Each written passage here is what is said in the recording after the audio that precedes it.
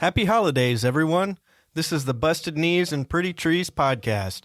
Our goal here at Busted Knees is to help the new and old take their first steps in the backcountry, or perhaps revive a yearning in those that once crossed into the wilderness.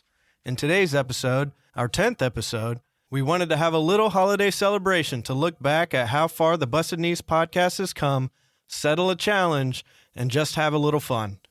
Thank you all for tuning in and celebrating along with us.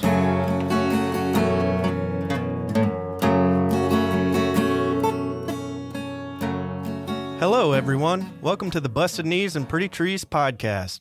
I am your host, Travis J. White. It's episode 10, the season finale.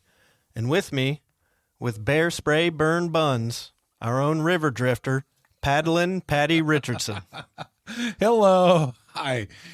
That was great. I was going to try to repeat you, and I don't know if I could do it. Bear spray burn buns? Bear spray burn buns. That takes me back to a moment in time that I'm not too fond of. I think we've went over that, have we? We may have to tell that again. We never went over that. Not in 10 episodes. All right. We'll save that for a good story later. Yes, we shall. And of course, we have today's challenger, the tent tinkerer and quilt whisperer, our in-house gear and tech snob, Bradley Greer. Hello. It's been another week. This is our 10th episode. And let's talk about how your guys' week went. Patrick? Yeah, dude, my week was great. Thanksgiving was yesterday. My family has been going up to Detroit to visit the rest of my family. My dad's part of the family for over 30 years now. Yeah. The rest of my cousins and everybody goes to the football game every year. It's been a joy. Go tailgating at downtown Detroit. Yeah. Just a really good family environment, and it's a good time with people that I love. You guys met a lot of those cousins when we went out to the Tetons. Yeah, they were awesome. They were very awesome. Yeah, so, and very accommodating. They always are. Yep, they took care of us. Time. Yeah. So that was it, dude. That was awesome. Thanksgiving, dude. It's always good to hang out with Happy family. Thanksgiving, y'all. Yeah, and you do that every year? Maybe like it was since 1994. The family's been going to the football game. That's so sweet. I believe since that time, we might have been going up there earlier than that, but since that time, that's when started the tradition of going downtown, doing the tailgating, going to the football game. It's just a really kind of different time because we all get fucked up. Like you show back up to Thanksgiving tanked and tired, warm and cold all at the same time. But it's just really fun. We try to get out there generally by 6 o'clock in the morning, down tailgating into the parking lot. Set up all of our stuff, get the food flowing, and the beer rocking. That sounds like a pretty incredible Thanksgiving tradition. Yeah, it's one of the more fun ones that I've ever heard. You know, it's a little less traditional. Yeah. So. I mean, there's got to be a lot of them.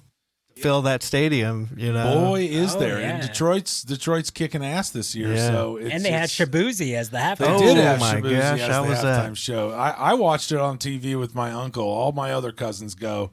They priced me out. So, it was just, it's fun, man. I mean, up until this year, I went every other year, and it is just a fun time. Oh, I can't imagine. That would be awesome. Shout out to the Richardson family out there, dude. Oh, yeah. Shout out. You guys kick ass. Good job, Richardsons. Yeah. The Great ones I've met Thanksgiving. definitely kick ass. Yeah. Brad, how about you? It's been a great week. I ordered a new sleeping pad. That was here we go. kind of like a pre-Black Friday deal. It's the one I've been wanting for a while, the Nemo Tensor All Season. Yeah. So the one other good reason, other than I can take that backpacking now, is that I was able to use that mat to make my quilt in under 45 seconds to prove Patty wrong. Yes. Not only did I do it, I smoked it. Yeah, I mean, 4 seconds. 3 seconds. Yeah. So before we started recording today, we had a little challenge. We've got it recorded. Yeah. We have evidence. Yeah, I believe Brad's already talking shit to Justin on Facebook. Yep. So And we will post that evidence. And Brad did set up his sleeping system. Yeah. Yeah, he under did. 45 seconds. It was a calibrated iPhone, no funny business. Yeah, I also video recorded it. Oh, if yeah, that's that's what right. you young people say Yeah. anymore, or now. Just so we're recorded, I do want to congratulate you for getting that set up. It's still not as fast as a mummy bag. but I will give you credit in that you beat the bet that we placed for you. Hell yeah. I knew I could do it the whole time. Never doubted myself. Travis, how was your week, dude? Pretty good.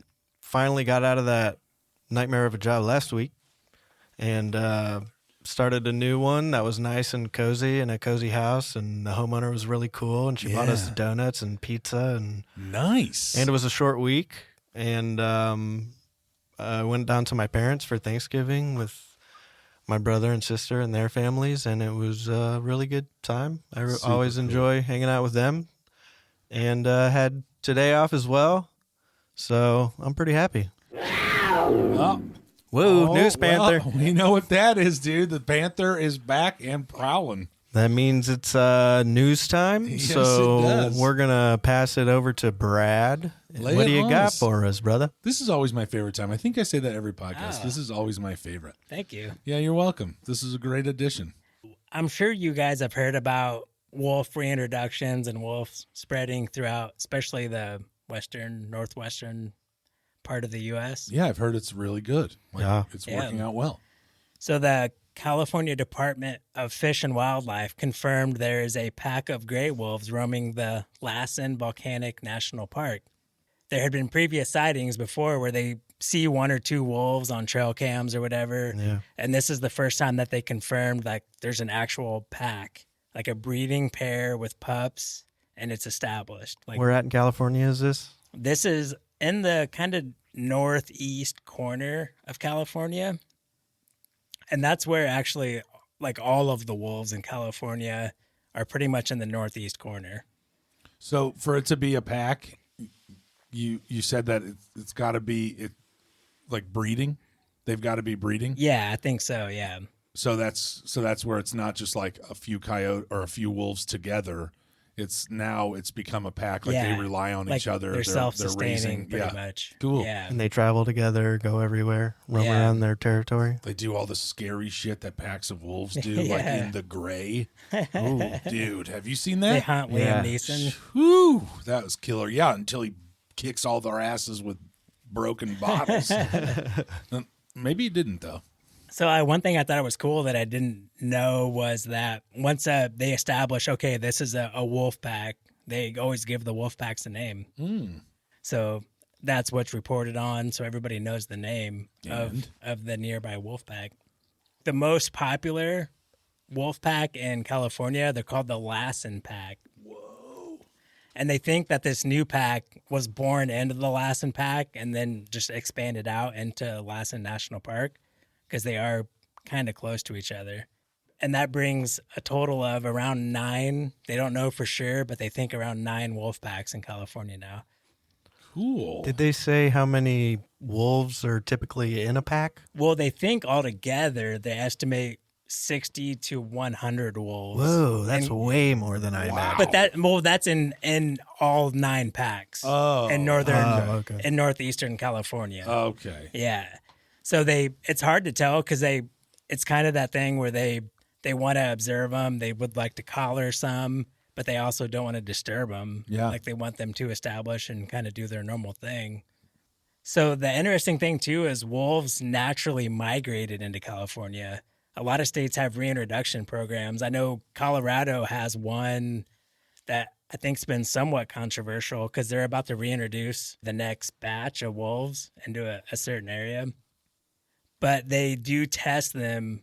They get genetic samples and test them to make sure that they're not inbreeding and there's enough genetic diversity within the packs to make sure that they can sustain themselves. And, like they're not interbreeding the whole time. Yeah, And they it's have one a- thing to breed. It's another thing to breed with your sister. Yeah, right. Right. So they don't always they're not able to connect that DNA back to an original pack. Sometimes they can, but it doesn't seem like they really search it out. Like it kind of is what it is. They're here. They are what they are.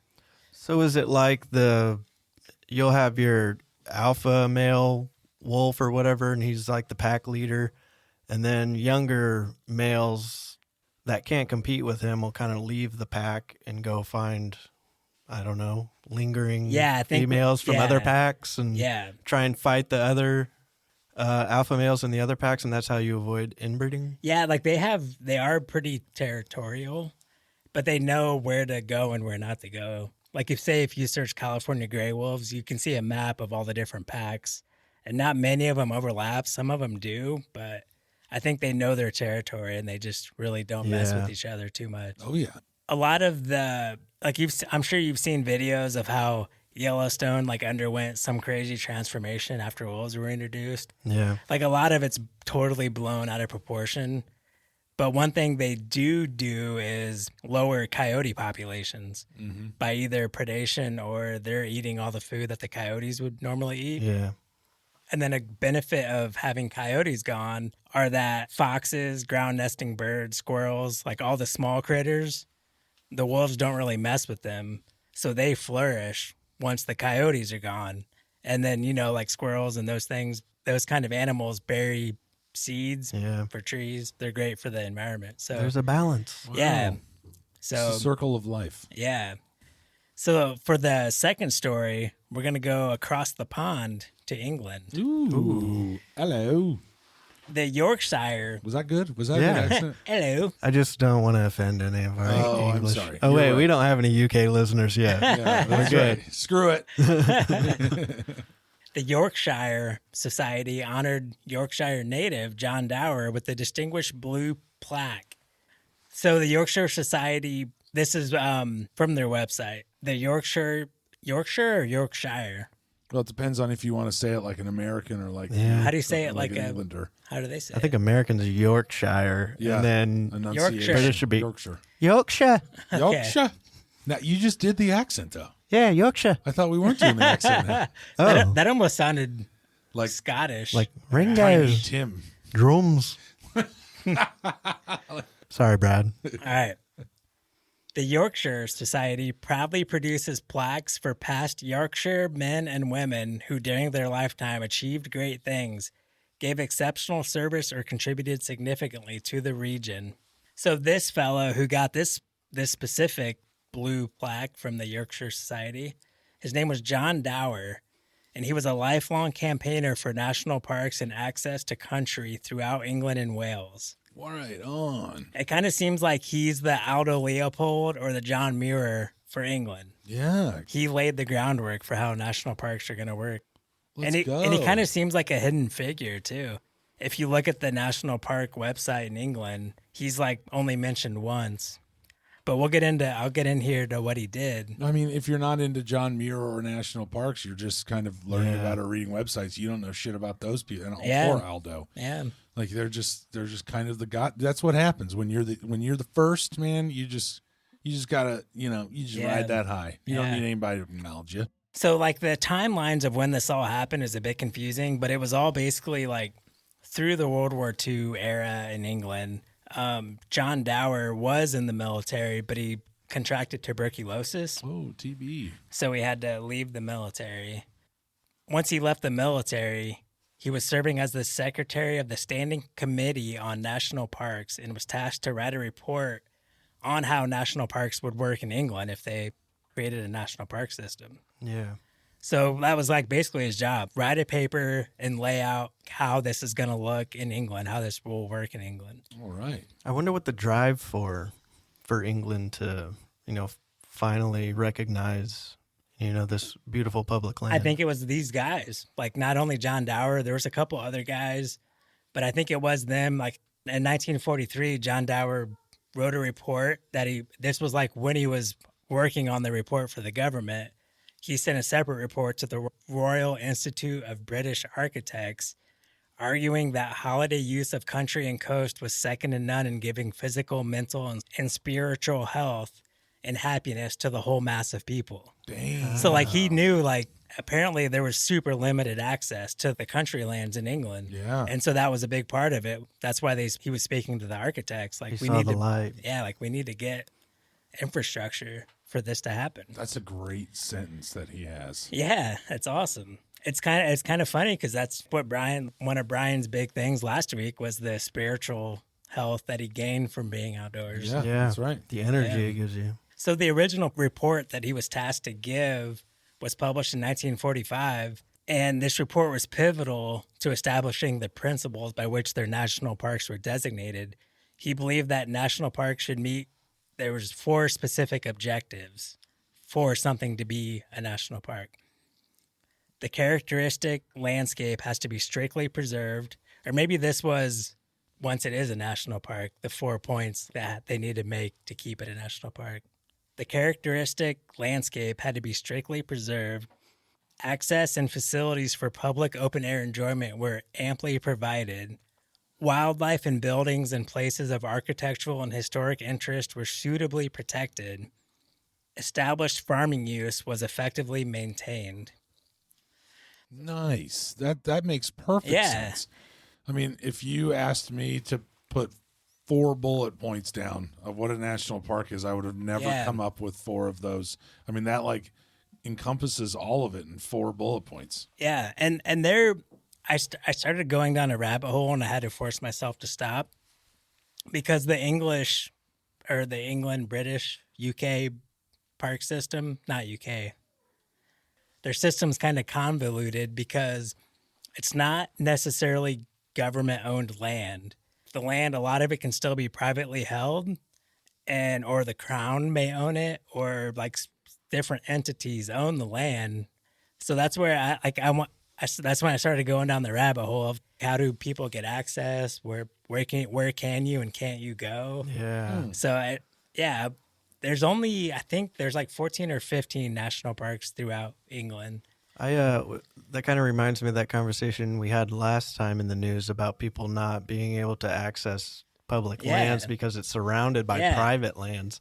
And I feel like that would be on steroids in England because it's such a small, massive land. I feel like there's a lot of weird rules where you can kind of you're way more open to stay on other people's property. Oh, okay. It's kind of weird. So, like I said, John Dower had tuberculosis, and sadly, the TB took his life in 1947. Oh. So he wasn't able to see his plan come to fruition.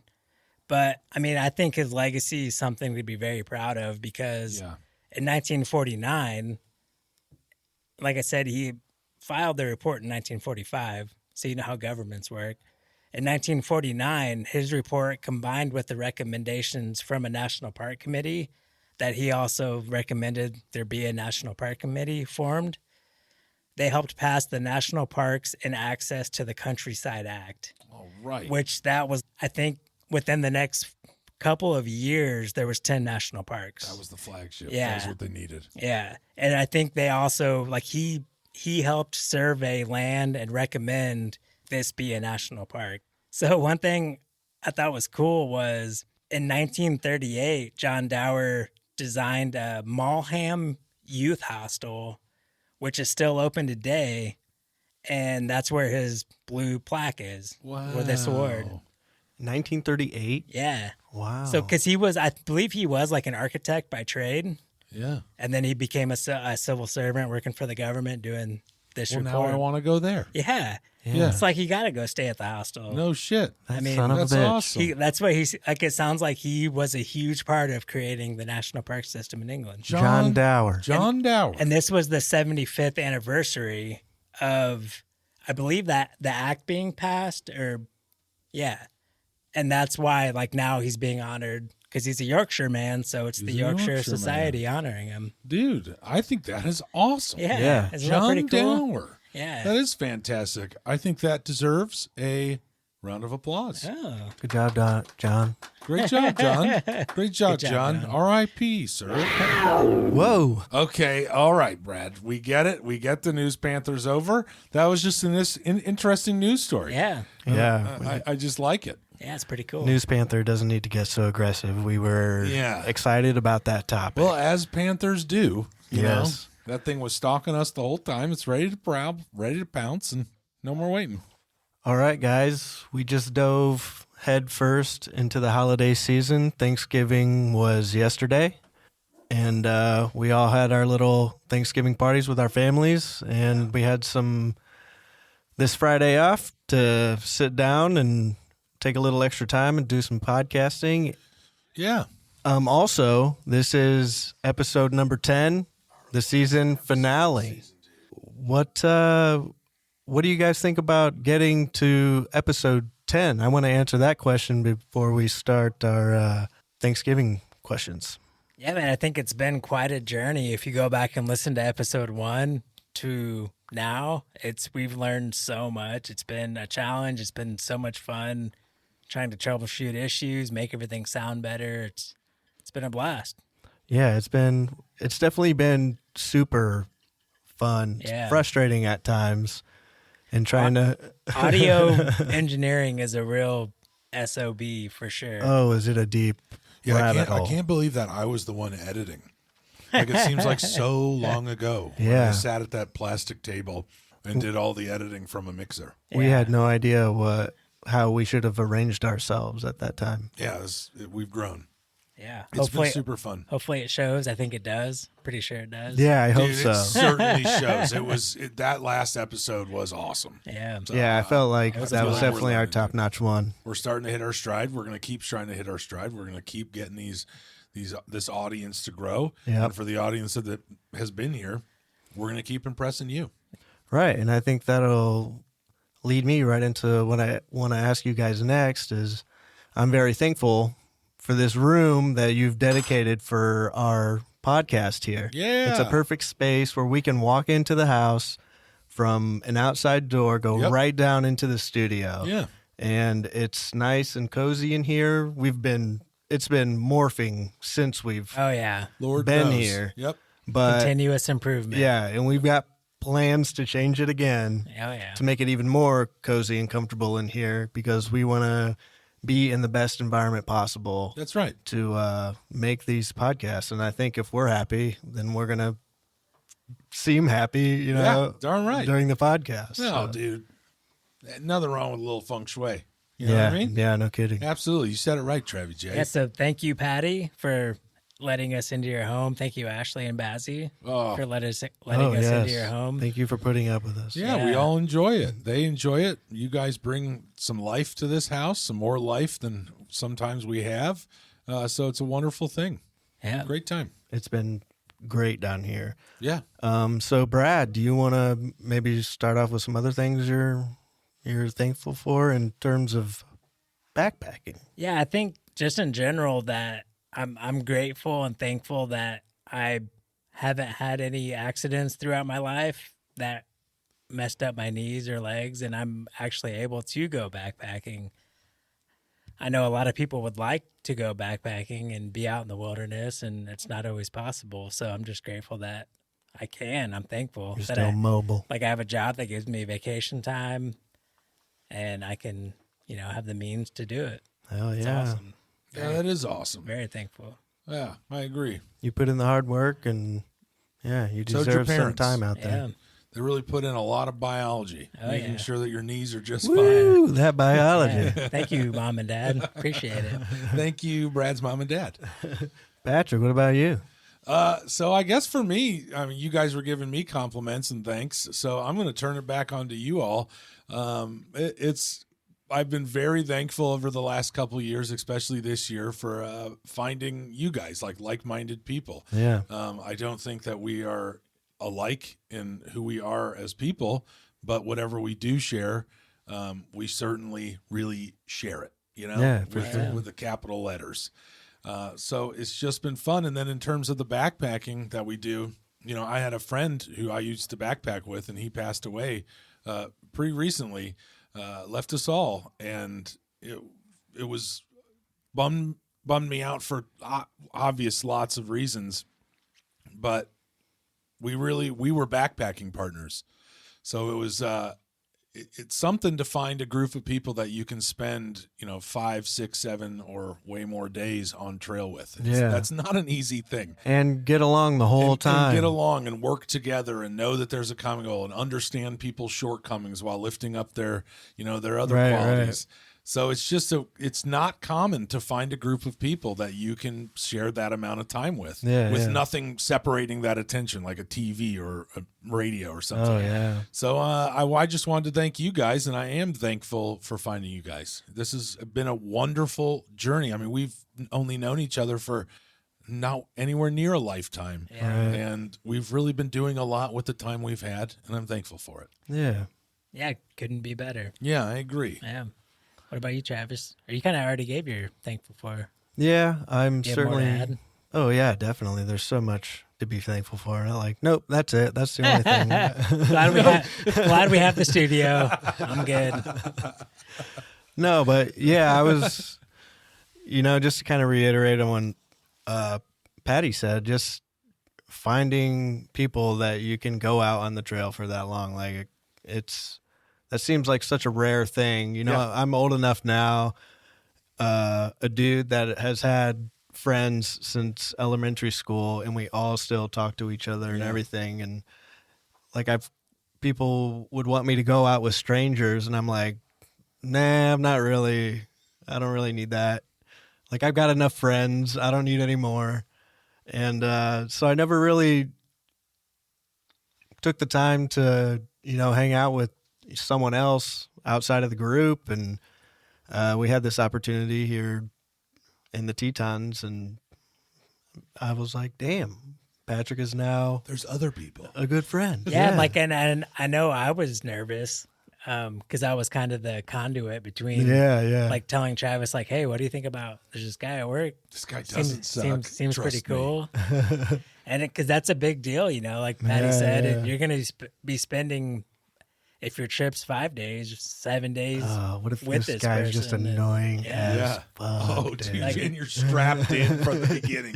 And you know it, too, from the beginning. At You the know? airport. Dude, right at the airport. And then we go to your annoying family's house. And People are all the same. This is going to be terrible. There's no way out of this. it's just a nightmare the whole time. Yeah, and like when we met Kirsten, like, Yeah. she had no idea what to expect from us. The and, coolest person. Yeah, It and, like, couldn't have worked out right better. away at the airport when she picked us up, we knew like, oh, this is going to be an awesome trip. It was an awesome trip.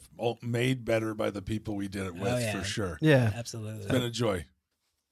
All right. So I also wanted to ask you guys, have you ever had any moments out on the trail where, I don't know, you just a nice human moment where you're helping each other out and, you're both going through the struggle and you just want to be very kind to each other. Have you run into anything like that on the trail, Patrick?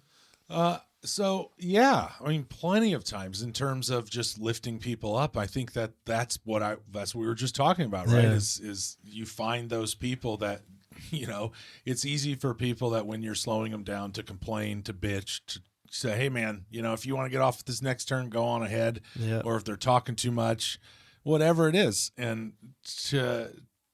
to lift people up, to find people that you can do that with, I think that it's awesome. So yeah, absolutely. I mean, we had a couple of those moments in the Tetons for our first trip together. So absolutely. But in terms of, your question is as written is the Thanksgiving moment. And for me, it's when Ashley and I went up to the Mount Rainier. I've talked about it before, but it's just, and I won't get huge into it. It's just a moment that we shared out there with each other. We definitely struggled a little bit. We got a little bit confused as to whether or not what we were actually seeing was only 500 feet or 5 miles away. And but nonetheless, we shared something, and not just with like each other, but also that moment changed. I give thanks to that moment for changing my total outlook on what was actually out there. Yeah. Where you could actually go, that these things were feasible to get to, that it only took a few steps to get to see these sorts of things. And when I saw it, oh boy, like it was an explosion in my brain when I stood up there with my wife and saw these sorts of things. So that's my Thanksgiving moment. Without that moment, I'm not sitting here today. My wife and I don't have this one thing to share together. And I don't believe I would be the backpacker that I am today, or the hiker, or have the appreciation for nature. Yeah. You know what I mean? Oh, yeah. So that's my Thanksgiving moment. Very nice. Yeah. So like nature's giving to you in that moment. Oh, it certainly did. I think that's like, if somebody were to sit down that spent some time out there and thought of those moments like you guys are going to have to do. Yeah. It does. It gives to, I mean, there's no doubt about it, right? I mean, when you're sitting out there and you see a waterfall, like if you're a cataractophile or a blooming cataractophile, If you see a mountain range from a distance, if you're warm and the mountain range is snow-capped, if you walked into a lush green forest like the Appalachians, the bald hills of the Appalachians, all of those things you see, like you see on shows or movies or documentaries, but you don't actually ever experience that until you go do it. Yep. And that first time you do it is fucking mind-bending. Absolutely. Like, what the fuck is all this? Yeah. And I'm sure some people, I don't know, but I'm sure some people probably look at it and they think, this is good, but I'm going to go home and sit on my couch and do the things that I'm comfortable doing. But then there's other people like myself, it seems, that it just sparked, like it's those lightning bolts in your brain. I was synapsizing all over the place. And then I think ever since then, I've been trying to chase that feeling. You know what I mean? I think there's a group of people that are more susceptible to that shock to your system of how unbelievable nature can be. It shocks me every time. I think there are those people that are like, take the picture, let's move on. Yeah. But that's something good to be thankful for. Yeah, bro. And what about you, Brad? Mine was, I took a trip to Machu Picchu, and it was I believe it was in 2014. And for those who don't know, like, going to Machu Picchu is a crazy trek. Once you get into Peru, it's like a 3-day trek just to get to Machu Picchu. Yeah. I mean, I'm not saying it's like, I had to carry all my stuff on my back, but like, you have to fly into Lima, Peru, then fly from Lima to Cusco. Then when you're in Cusco, it's like a 2-hour car drive to Sacred Valley. Like, you go just a little beyond Sacred Valley, the Incan Sacred Valley. And then there's a train there, and you take a train to a different village. And then from that village, you take a bus to Machu Picchu. Yeah. So all the logistics, lining everything up is just crazy. It's super hard to plan. And as I was going through this, I'd met some people. I was traveling by myself, and they were telling me about a separate add-on hike that you can do when you're in Machu Picchu. Like, I remember when I booked the permit, seeing a couple of different hikes, and they convinced me there's this one that's like better than Machu Picchu itself. You basically climb up serpentine up a mountain that is directly overlooking Machu Picchu. God damn. That is stunning. Yeah. And like, so a lot of the permits you have to get them pretty far in advance because they sell out. And it just so happened that the day before, I think I have this right, the day before there was an opening for this trail, and I could get a park entry pass, or like an entry to get into Machu Picchu. So I'd moved my reservation to the day before. And then once I got up the bus, like took the bus ride up to Machu Picchu, finally made it, I'm there. I think you kind of have to hire a tour guide, or I did hire a tour guide to kind of get some history and everything. And it just so happened that I had the same tour guide as these two friends, like new friends that I met. Oh, nice. And turns out I didn't print the right permit off. Once you get, you reserve your spot, and there's a page saying your spot's reserved, but you had to like go to a different website to get your permit. And I was in Machu Picchu Village, which is, it's like, what'd you print off? Like the page saying I bought the tickets. Like the invoice? Yeah. But it was also a struggle even to be able to print anything, because I was in this little village that it's really only like restaurants, and it's only there for Machu Picchu. Like, it's a waypoint to get to Machu Picchu. It's like the main camp kind of place. So there's not a lot, like the hotels are pretty rough. Like, there's nothing super nice there, or at least that was in my pay scale. So it was hard just to get something to print off. So I was just kind of like freaking out trying to find somewhere to print it, because you don't have cell service, or like what the hell? Like, you can't pull something up on your phone. But either way, like, I had the wrong paperwork. So like, I'm like this tour guide who I'm sure does this every day, deals with this shit every day. Oh, but he like went to bat for me. Oh, no shit. To get me in. Like, he was like arguing with the park, like the entry people that scan your tickets. Yeah. And like, he went to bat for me. Nice. And like, they weren't going to let me in because I didn't have the right paperwork. And he was just like arguing. Like, I don't know I know a little bit Where of is Spanish. Machu Picchu? What country? Peru. Peru. Yeah. Which is in itself a very underrated destination. It's an amazing country. Underrated. Oh yeah. They got jungles, they got beaches on the Pacific. I went to a desert oasis and rode dune buggies through surfed the sand dunes. Dang. What? Like it's an awesome You place. son of a bitch. What's your experience you're thankful for, Travis? Oh, I was just sort of thinking about the whole experience of just going out and camping, and on the trail you meet new people, and some of those people are, very giving and very helpful, and they're curious about what you're doing, and you have good conversations, and you kind of feel like you're part of a community. Yeah, it's always like the first thing people ask, like, where are you camping at? Yeah, where you headed? Like, Yeah, Yeah. where'd you come from? I agree. That's great. Yeah. That's a good one. Yeah, the backpacking community is one of the best, friendliest, open communities ever. Yeah. Yeah, and sometimes you'll trade things, or people have extra of something, Yeah. and they'll give it to you. And Yeah, like there was a time we were on the AT doing a section hike, and we came across two people at a shelter, and we were hiking to that shelter to have breakfast. and they were leaving. And they were like, "What are you guys having for breakfast?" And we were like, "Oatmeal, I think it was." And they said, "Have you guys ever put Justin's almond butter packets in your oatmeal?" Yeah. And we were like, "No." Like, here's 2 packets. Try it out. And like now I do that every time I eat oatmeal. Nice. Yeah. It was awesome. And we sat there and had breakfast with them. Yeah. Cool. And then they took off, and Yeah. or They were did we going take off? They were going south and we were going north. Oh yeah, we Wow. just crossed paths. Yeah.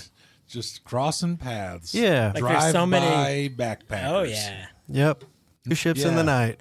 I have to 4 agree ships, with I you guess. too, man. Some of the most interesting people I've ever met has been on backpacking trips, whether or not it's on trail or staying in a hostel or hotel outside of Yeah. the trail, whatever it is. It's just always been a very pleasurable experience.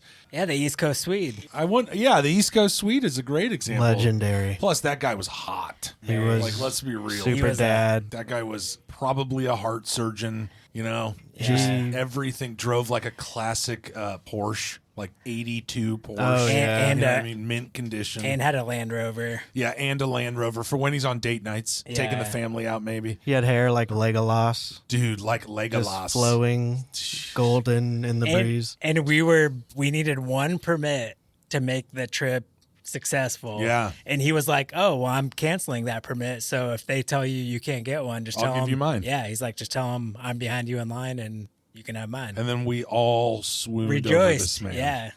Yeah, there's some people that just kind of like to fly by, not be seen. Yeah. But sometimes you'll roll up on some very friendly people, and you should take the time, if you're friendly Yeah. and you don't want to just fly by, take time to talk to them. You'll meet somebody interesting. Well, I See think what that's they're up also to, our and thing they'll share. too, right? Is that we are all like every person I walk by, no matter how much I'm huffing, I'm like, "Hi there, Yeah. howdy." There was Hey there was a group. It was one of the first times we were camping with Patty, and there was a group, like a couple coming up on us, like on the trail, and we Yeah. were setting up camp. And Patty goes, "I think I'm gonna say hi to him." Yeah. And then he goes, "Ahoy!" And me and Travis looked at each other, just died laughing. Here we go. Well, I feel like that is a It classic was good so way to say funny. it. Like the Oh, person that hell I'm yeah. ahoying immediately knows that I expelled no danger. They know what they're Right, getting. yeah, yeah. no They know what they're danger getting. screams out ahoy. Oh yeah, It's pretty- funny. You know what I mean? They It's know funny. what- they know what they're It's just take off the cuffs right now. I feel like this guy saying ahoy to me is probably pretty Yeah. chill. Yeah. Even though the woman was like all about it, she was talking to us, and but the guy was kind of like, Let's get out of here. "We need to get the hell out of Well, here." you know? I think it might. I mean, I kind of agree. I understand that guy's point of view, dude. You're Yeah, out there, totally, man. totally. Shit fucking happens, dude. Yeah. So But yeah, that was kind of my first introduction of, all right, this is going to be Pat on the trail. Hell yeah. that Patty. is Bring in the energy. that tends to be me. Unless I'm tired, that tends to be me by nature. Is I just like to, dude. I Fuck love it. man. You can't be pissed all the time. You are the yin to Brad and I's yang.